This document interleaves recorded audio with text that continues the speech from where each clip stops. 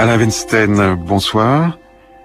Du jour au lendemain, avec Jean Bollack, qui publie Parménide, de l'étang au monde, aux éditions Verdier, dans la collection Verdier Poche.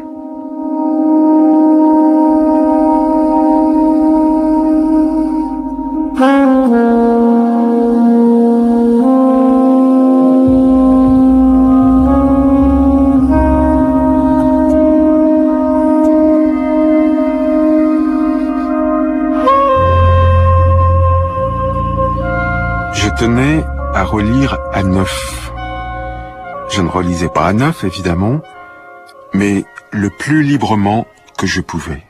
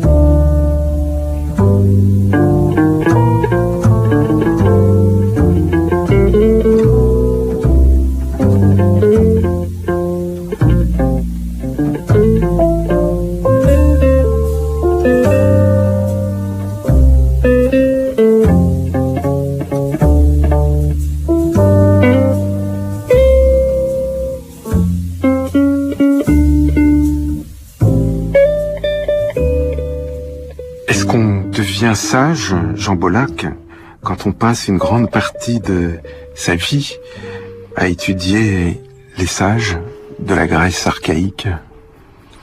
Voilà, mais je ne peux pas facilement vous répondre puisque la sagesse, telle que je la conçois et telle que je la pratique, c'est de comprendre ce que les gens ont entendu sous ce mot.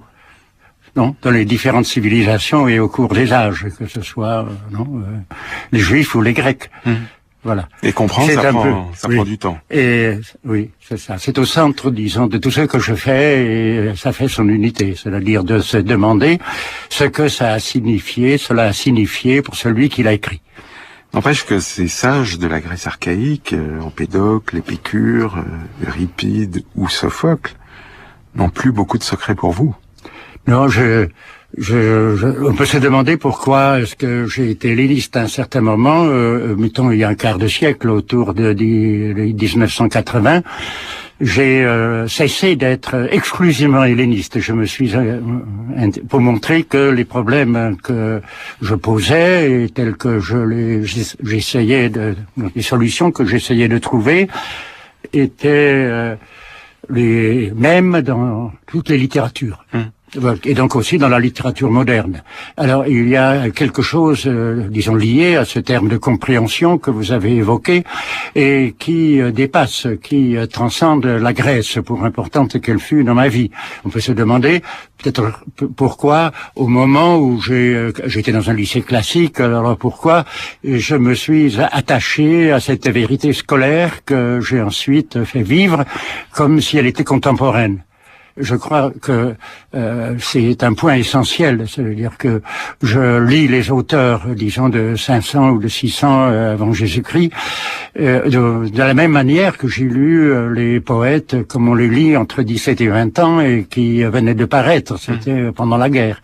Et du coup, c'est une vision très transformée de ces poètes qui vivaient 500 ou 600 ans avant Jésus-Christ que vous avez donné. C'est voilà. Alors, est-ce que c'était des poètes? Voilà, c'est écrit en vers. Et c'est une grave question parce que les gens qui se sont... il faut dire que vous avez parlé de sages, disons, les présocratiques. Je veux dire, donc ceux qui étaient les présocratiques et qui ont connu... Si je me suis occupé... Il faut toujours aussi se situer, disons, dans l'environnement culturel dans lequel on a grandi. Alors, les présocratiques, il y a 50 ou 60 ans, c'était beaucoup, ça comptait énormément. dans une double tradition, l'une philologique qui remontait en particulier à un philologue qui s'appelle Diels, et qui a vécu, disons, à la fin du XIXe siècle surtout, et qui a créé au fond ce corpus. Et d'autre part, Nietzsche qui a valorisé cette philosophie archaïque, qui était un peu, à ce moment-là, c'était un peu dans la bouche de tout le monde. Et donc c'est comme avec Heidegger plus tard, j'y reviendrai peut-être au cours de notre entretien, mais avant Heidegger, il y avait Nietzsche. Et c'est l'influence que Nietzsche a exercée, non seulement en Allemagne, mais aussi en France, je dirais surtout, c'est une des influences les plus importantes qui ait jamais existé, qui ait jamais eu lieu dans l'histoire intellectuelle. C'est un des grands moments de l'histoire intellectuelle, et donc c'est aussi un peu dans le sillage de Nietzsche que cet intérêt, disons, primordial pour les présocratiques, donc c'est situé. Et il y a donc ça. Pourquoi est-ce que j'ai commencé très tôt, je veux dire à l'âge de 18 ou 20 ans. Vous êtes né en 1923, en 23, donc c'est ça. Alors voilà, pendant la guerre, disons pendant les événements les plus atroce, j'étais dans cette situation, j'ai survécu en Suisse, et donc je pouvais lire, je veux dire, non seulement vivre, mais aussi lire. Et j'ai énormément lu, je suis en train de classer ma bibliothèque, puisque j'ai encore à peu près tout le livre. Je veux dire, c'est extraordinaire ce qu'on peut lire entre 17 et 20 ans. Il y a beaucoup de livres dans votre bibliothèque? Oui. Mais, beaucoup, pas pas excessivement, mais beaucoup. Je veux dire, voilà. Et maintenant, je m'intéresse, je fais un peu à travers c'est un moment présent de c'est une chose que je vis en ce moment. Et c'est que j'en fais l'inventaire, mais plus que l'inventaire matériel, aussi l'inventaire intellectuel, pour un peu situer toutes les influences que j'ai subies, puisque en général on lit.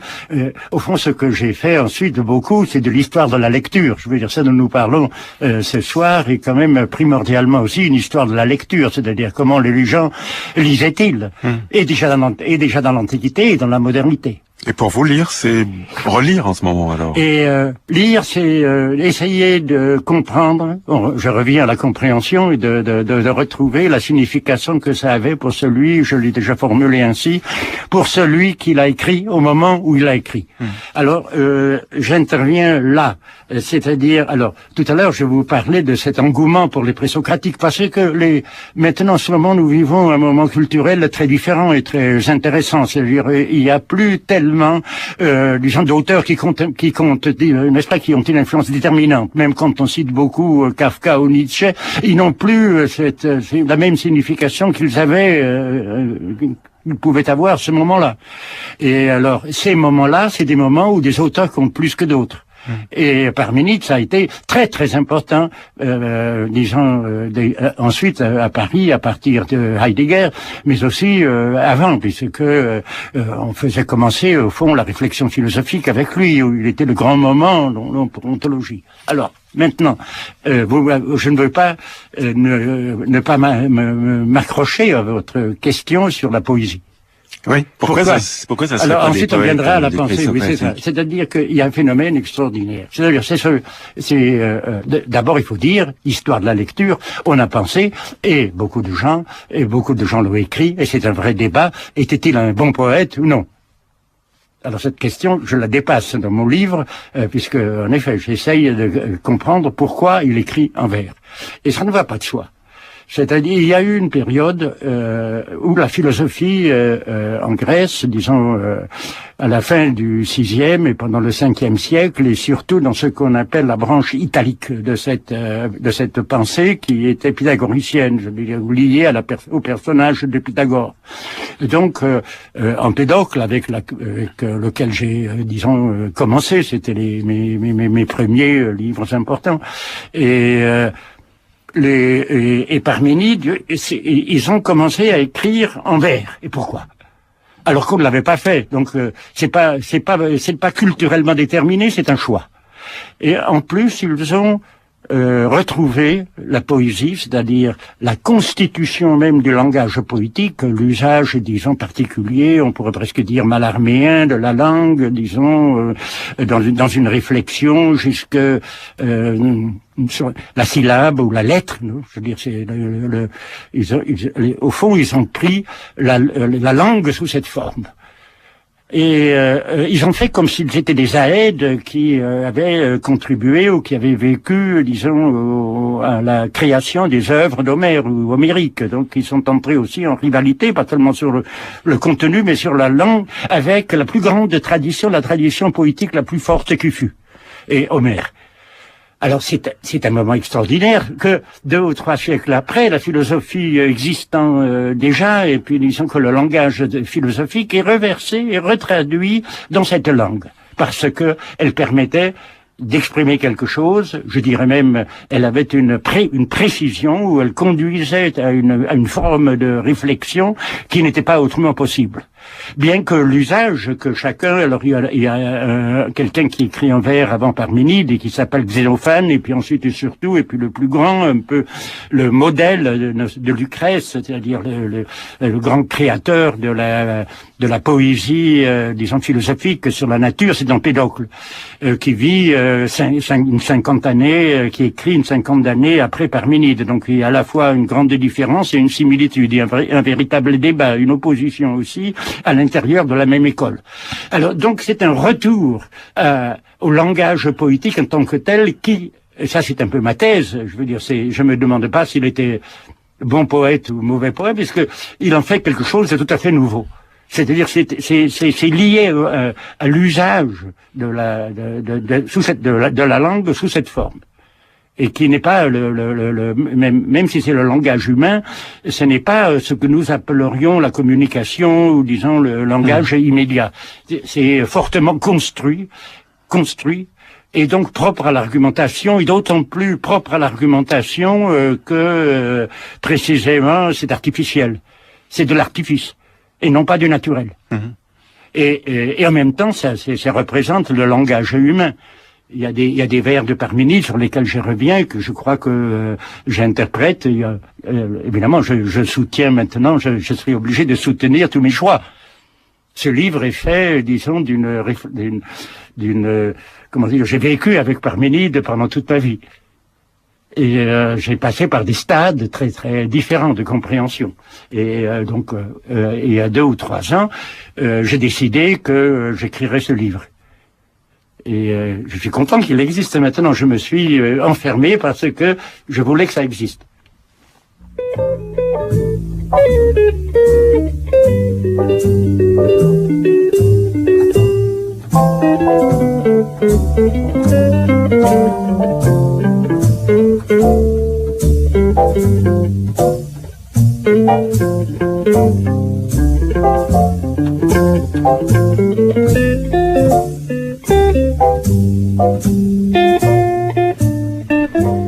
C'est donc un nouveau livre que vous publiez, Jean Bollack, Parménide de l'étang au monde, qui paraît chez Verdier dans la collection Verdier Poche. C'est un livre de poche, mais le texte est inédit. Voilà. C'est un livre qui aurait pu paraître sous une autre forme, puis c'est un peu moi je suis très content, c'est un peu une décision de l'éditeur, mais qui crée une collection, disons, d'un niveau particulier, il me semble, non?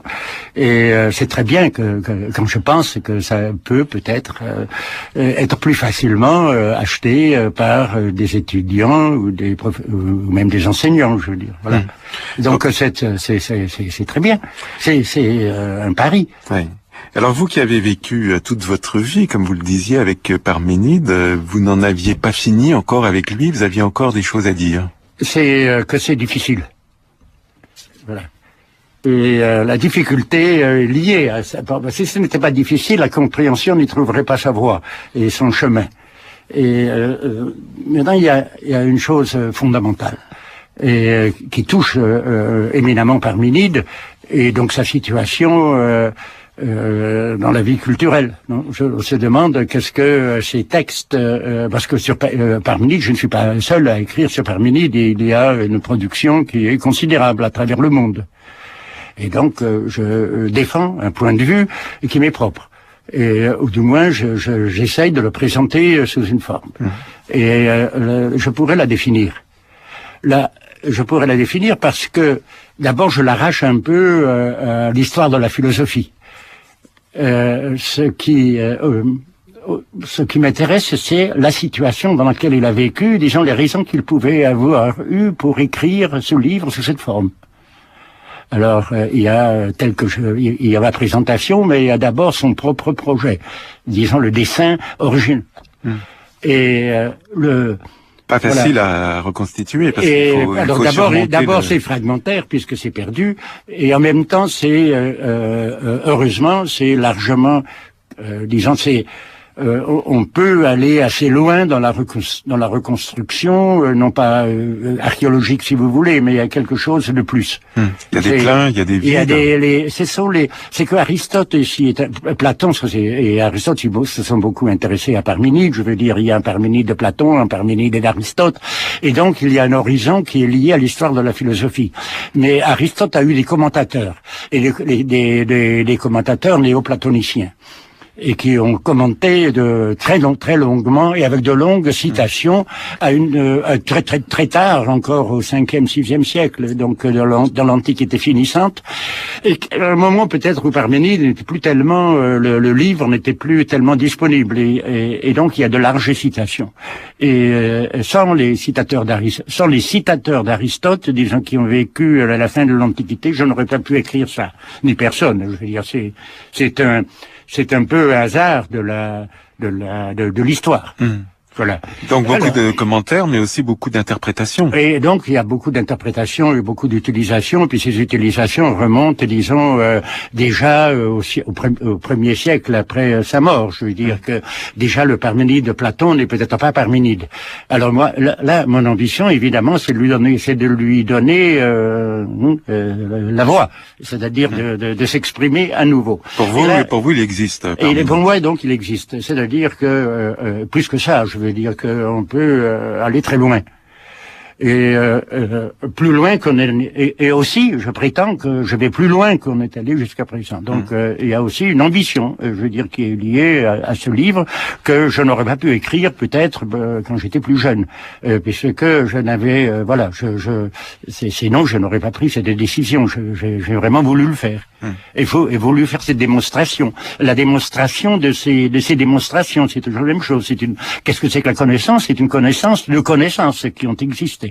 Et quel est l'enjeu pour vous? Et alors l'enjeu, voilà, est intéressant parce que, voilà, évidemment, en un sens, je ne vous répondrai pas parce que on peut me demander qu'est-ce que quid ad nos, qu'est-ce que ça nous signifie, qu'est-ce que pour nous maintenant. Ça c'est la question, non, je veux dire aussi, je veux dire autrefois il y avait les humanités, donc on pensait qu'il fallait le connaître absolument, mais aujourd'hui encore un autre type d'approche et même disons l'importance que les interprètes de Heidegger en France ont donné à Parménide, c'était il y a 50 ans, ce ne serait plus culturellement la même chose aujourd'hui. Et donc j'ai aussi des adversaires qui en un sens sont aussi nécessairement sur la défensive parce qu'ils sont dépassés par une vague culturelle. Maintenant, moi, la chose à laquelle je tiens le plus, qui répond, je trouve le mieux à votre question, c'est que, au lieu de me demander, mais qu'est-ce qu'il a à nous dire, je me demande qu'est-ce qu'il a dit, au moment où il a écrit. C'est pas par hasard, évidemment, qu'il a cet immense nom, cet immense renom. Mais ça vaut aussi bien pour Sophocle ou pour Homère que les gens que vous citiez tout à l'heure. C'est, ou Euripide. C'est-à-dire, ce que, la grande différence, c'est que plus on va vers l'instant créateur, c'est-à-dire le moment où il a écrit, où il a choisi d'écrire, dans une tradition donnée, pour la transformer. Et on saisit ce moment de la transformation d'une pensée, par rapport à laquelle explicitement il se situe. Il y a des gens contre lesquels il écrit, il y a des gens dont il peut se réclamer. Et une tradition dans laquelle il s'inscrit. C'est ça qui a je pense que c'est ce qu'on peut faire de mieux. C'est de penser que notre actualité est la sienne. Et que plus j'arrive à la restituer, c'est-à-dire le sens que ça avait originellement, plus j'ai des chances à persuader les gens que c'est intéressant pour nous. Donc, Jean Bollack, essayez peut-être, pour dire les choses prosaïquement, d'oublier toutes les interprétations, oublier Nietzsche, oublier Heidegger, oui. Oublier Aristote, oublier Platon, et se mettre à l'écoute du texte. Oui, voilà. Écoutez ce qu'il nous dit, voilà. ce texte. Oui. Alors d'abord, il y a ça, le texte, c'est-à-dire qu'est-ce que j'ai fait dans ce livre.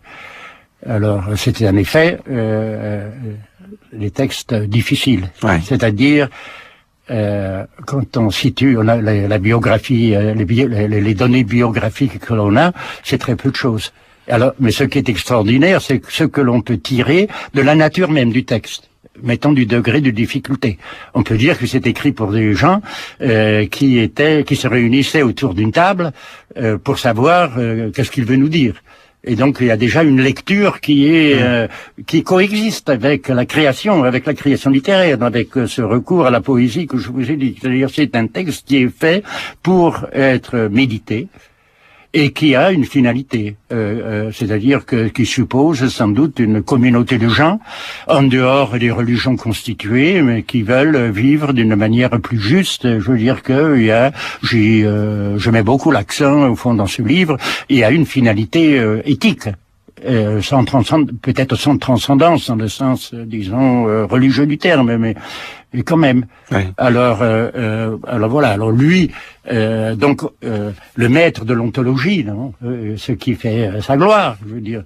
Je prends le texte qu'il a écrit pour le comprendre. Oui, mais est-ce qu'il n'y a pas une autre difficulté qui surgit alors, c'est que vous, depuis, je crois, 1959, vous publiez des études sur Parménide, donc vous avez beaucoup lu, beaucoup médité, oui. Beaucoup écrit oui. sur lui. Oui. Il faut aussi que vous puissiez oublier vos propres interprétations pour faire une lecture véritablement neuve. Oui, c'est-à-dire que à neuf, ça n'existe pas. Non seulement, comme vous dites, il y a les progrès que l'on fait, il y a les étapes que l'on parcourt pour arriver à quelque chose. Même maintenant, mon livre est nécessairement une étape. Je ne veux pas, Dieu sait, en amoindrir la portée. Mais je pense que à partir de là, on peut encore aller plus loin. C'est-à-dire qu'à certains moments, on se dit, et s'il avait dit, n'est-ce pas, avec ce que je crois qu'il a dit, que je discute. C'est-à-dire que finalement, ça a quelque chose d'un dossier qu'on peut consulter, je veux dire, avec évidemment une interprétation. Et les lectures dont vous parlez, d'abord c'est ce que Parménide a voulu dire, c'est-à-dire et de la lecture que lui-même il impose, disons, aux lecteurs contemporains, et qui sont, il y a peut-être quelque chose, vous voyez, on oppose trop facilement peut-être les Juifs et les Grecs, mais il y a quelque chose de presque talmudique, c'est-à-dire que c'est le genre de texte avec lequel on vit et qui doivent apprendre à vivre. Et à mieux vivre. Et peut-être même, voilà. À cela près que ce qui est très caractéristique, disons, de ce monde grec, c'est qu'il est très largement lié à la connaissance. C'est-à-dire que la véritable finalité est quand même pourquoi est-ce qu'on construit une cosmologie, pourquoi est-ce qu'on dit le monde est ainsi fait. Non, pas du tout parce qu'on pense parce qu'on pense que c'est vrai comme ça. Pas du tout. Je veux dire, c'est pas une étape scientifique, c'est simplement qu'on pense que ce modèle de cosmos, c'est-à-dire ce monde tel qu'on le présente, correspond le mieux, disons, à la pensée telle que se développe et qu'on peut, en regardant le monde de cette façon, on peut le mieux retrouver une pensée juste. Voilà, c'est un peu c'est assez intéressant. Ça a été souligné par exemple par Max Weber, c'est-à-dire le fait que cette construction d'un monde, n'est-ce pas, avec c'est une des choses qui est vraiment une chose nouvelle dans mon livre, c'est l'importance que je donne au monde tel qu'il le construit, je veux dire pas seulement aux étoiles, mais même à la rencontre, disons, primitive, première des hommes et des femmes, ou que même la sexologie, ou bien donc entre dans cet univers de la connaissance tel que je voulais l'écrire. Je veux dire, une chose que je n'aurais pas pu au départ voir, parce que je me suis détaché de toute une tradition de l'interprétation et des lectures, n'est-ce pas, puisque vous me proposez, c'est pas neuf. Naturellement, je connais les lectures, et c'est la réflexion sur les lectures de Parménide qui me conduisent à la lecture nouvelle. Je dirais que c'est d'autant plus à neuf que c'est la réflexion sur les lectures anciennes. Oui. Et ces choses nouvelles, alors, auxquelles vous donnez Alors l'hospitalité dans cette lecture? il y a beaucoup de choses. Il y a évidemment ce que nous avons dit de la poésie, c'est-à-dire sur ce qu'elle offre, n'est-ce pas, l'argumentation est important. Mais non moins important, ce qu'on vient de dire en dernier lieu, c'est que il a écrit une partie de son poème qu'il appelle la vérité, et une autre qu'il appelle quelque chose comme fiction, doxa, c'est-à-dire une opinion, je veux dire une fiction. Alors, et où il dit le vrai sans savoir si c'est le vrai. Et puis d'abord, il a fait le vrai. Donc, ce qu'il y a de magnifique dans ce livre, c'est que il construit dans ce qui, en effet, peut être appelé une argumentation ontologique qui porte sur l'étang, non? C'est le titre de mon livre. Sur l'étang, c'est comme si... De l'étang au monde. L'étang, c'est-à-dire, il y a simplement le « et ». Non, on dit, voilà, quelqu'un, au lieu de dire je chante, alors il est chantant, etc. Si on prend, disons, tout énoncé possible, il y a toujours un et au centre. Et à partir de ce et, on prend ce et on dit, on va se tenir à ça.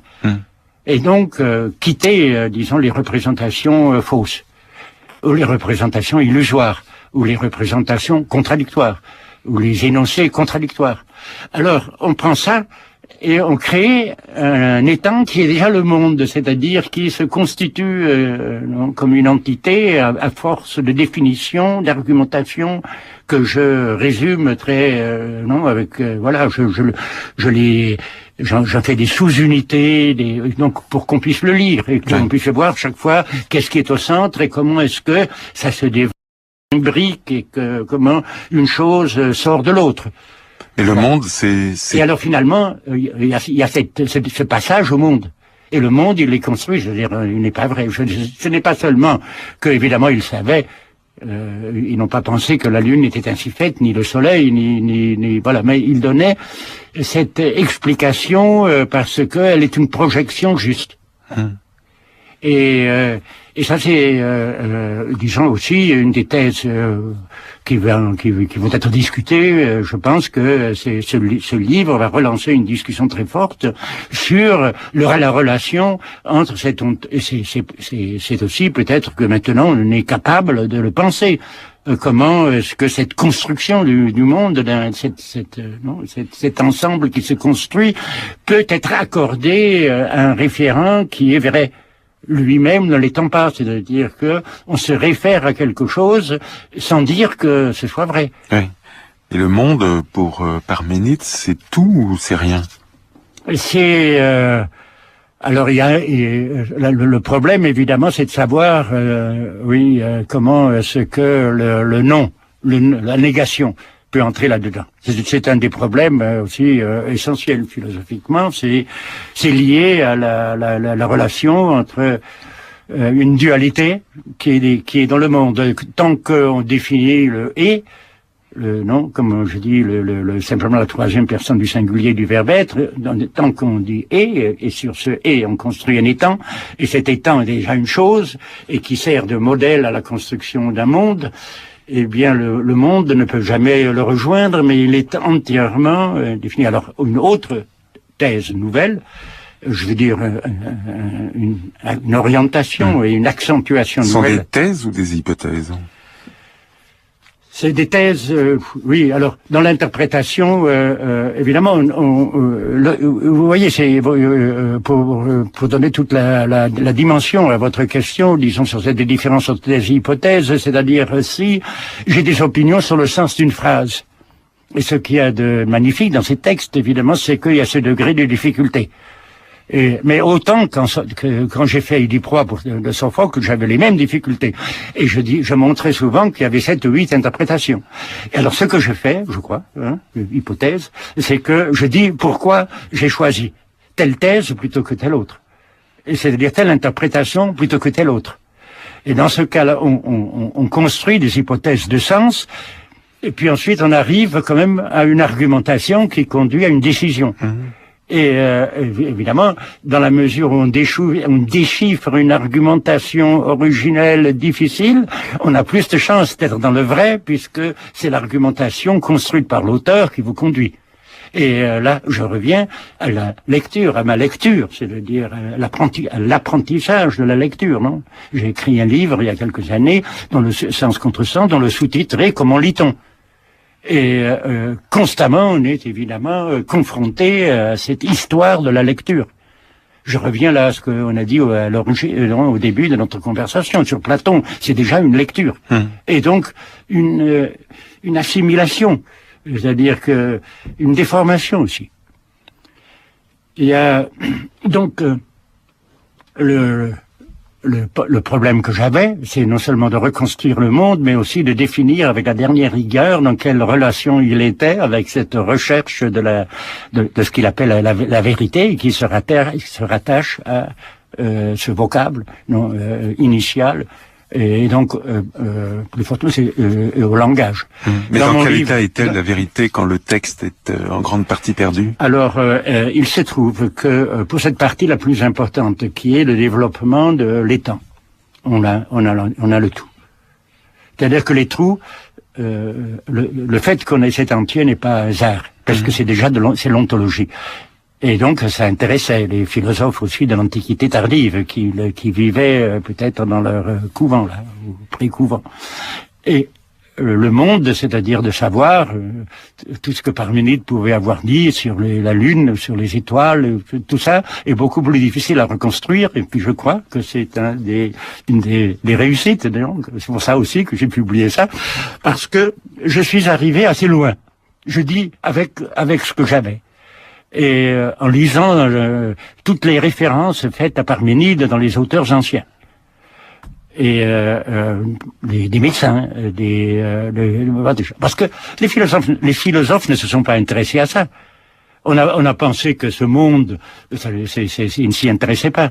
C'est un grand problème de l'histoire de la philosophie. C'est pourquoi ce Parménide a-t-il écrit quelque chose sur le monde qu'en même temps il aurait lui-même méprisé. Vous êtes plutôt du côté des philologues que des philosophes. Quand j'ai commencé à faire mes études et quand j'ai commencé à enseigner en 1900, j'ai été donc 55, 50 comme ça. Eh bien, je n'ai pas fait la différence. J'ai décidé de ne pas faire la différence. Alors je suis évidemment, parce que j'ai développé une philologie critique qui est liée à l'école de Lille et tout ce que voilà. C'est vrai qu'il y a quelque chose qui est propre à mon univers et disons aux gens qui travaillent avec moi. La philologie, ça apprend à lire. Et alors voilà, la philologie pour moi c'est en un sens aussi un tout. C'est-à-dire que c'est de savoir dans quelles conditions on vit pour pouvoir écrire, pourquoi on écrit de cette façon. C'est pas seulement, c'est la compréhension. Ça ne s'arrête pas. Maintenant, le vrai problème, c'est celui de la relation entre la philologie et la philosophie, parce que la philosophie est une technique et qui a son langage propre et donc sa réflexion propre.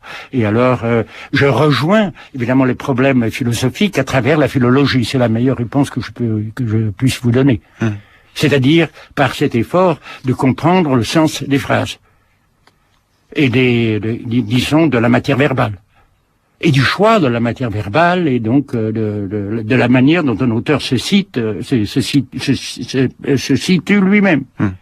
Donc de ce qui se passe entre poésie, pour revenir à ce mot, et pensée. Et il y a oui, c'est ça, c'est-à-dire que ce mot est un mot du langage, est un mot de la pensée. C'est-à-dire qu'il y a la pensée que c'est un des grands problèmes, je crois, de la philosophie, et puis qui est éminemment posé, disons, par le texte de Parménide, c'est quelle est la relation entre le langage, disons, entre la vérité qui est dans le langage et qu'on tire du langage, qu'on arrive à situer dans le langage, et la pensée qui à la fois s'y appuie et s'en libère. Et tout le développement du poème, ça aussi, je crois que dans mon livre, tout ce qui touche le langage est au premier plan. Parce que j'ai compris ça. Ce n'est pas seulement votre question de savoir comment je lisais le texte, c'est le statut même du langage dans la démonstration, disons, dans la construction, n'est-ce pas, de ces deux parties du poème. Traquer les mots sous les mythes. Alors évidemment, si vous me suivez, c'est démythifier. Voilà. Alors, voyez, il y a une première partie, dans mon livre, il y a 4 parties. Il y a d'abord l'initiation, ce que j'appelle le voyage, et qu'on a aussi. Grâce à un autre auteur citant, un sceptique, qui s'appelle Sextus, on a l'introduction, et qui est un voyage que quelqu'un effectue, mais en vérité c'est comme un abrégé ou un résumé de toute l'existence et de toute la vie. Et alors il arrive jusqu'à un bout où il peut entendre un personnage qu'il appelle déesse, et qui n'est pas autrement identifié que le divin se situe là, c'est-à-dire dans cette parole. Il y arrive là. Et donc il y a quelque chose dans cette première partie. La deuxième partie, je reviens un instant, la deuxième partie étant l'étang. La troisième partie de mon livre, je l'appelle la charnière, c'est-à-dire la justification du passage de l'étang au monde. Et puis ensuite, comment je peux reconstruire ce monde de sa genèse, de la genèse jusqu'à la connaissance à la fin à travers le ciel, les différentes manifestations célestes entre étoiles et mondes sublunaires, et puis ensuite les hommes, la connaissance. Alors ça c'est le monde, la quatrième partie que je reconstruis dans son accord et dans une mise en relation avec l'étang. Mais avant ça, il y a une première partie que j'évoquais à l'instant, qui est une initiation, et comme une révélation. Or, elle n'est pas... Alors ça, c'est ma thèse, je veux dire, puisque c'est pas une hypothèse, c'est une thèse que je soutiens, c'est que il ne reproduit pas une croyance ni une initiation religieuse réellement existante. C'est au deuxième degré. C'est-à-dire que si je voulais faire comme on le fait dans les célébrations des mystères, si je voulais décrire cet accès à... Non, il y a toujours la chose et l'accès à la chose.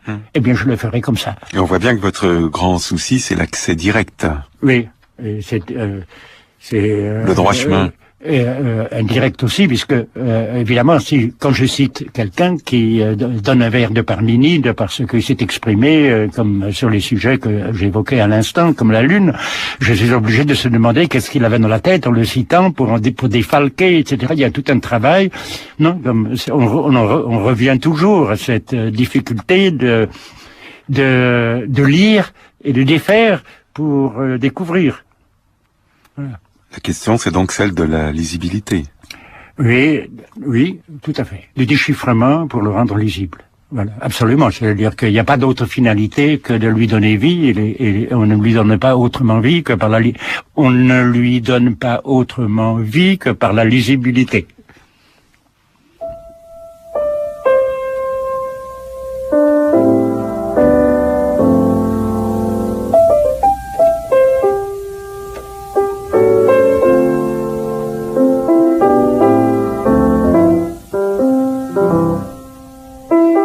Parménide, de l'étang au monde, le livre de Jean Bollack est publié chez Verdier dans la collection Verdier Poche.